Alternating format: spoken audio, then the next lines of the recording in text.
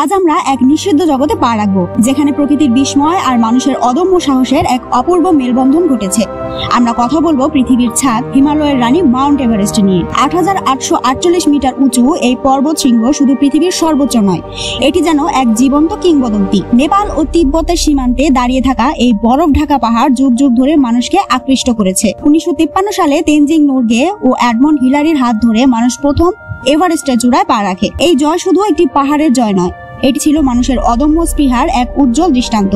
Death zone ৮০০০ মিটারের উপরে, যেখানে অক্সিজেন প্রায় নেই, যেখানে ঠান্ডা হাড় কাঁপিয়ে দেয়, যেখানে সামান্য ভুলে মৃত্যু অনিবার্য। তবুও প্রতি বছর অসংখ্য মানুষ এই চ্যালেঞ্জ গ্রহণ করে। এভারেস্ট শুধু বরফের স্তূপ নয়, এর গভীরে লুকিয়ে আছে অনেক রহস্য, বরফের গুহা, অজানা প্রাণী আর শেরপা সম্প্রদায়ের প্রাচীন কিংবদন্তি। এভারেস্ট সাহস, স্বপ্ন আর প্রকৃতির এক অদ্ভুত মেলবন্ধন। কিন্তু আমরা কি এর রহস্য পুরোপুরি জানতে পেরেছি, নাকি এখনো অনেক কিছু অজানা রয়ে গেছে?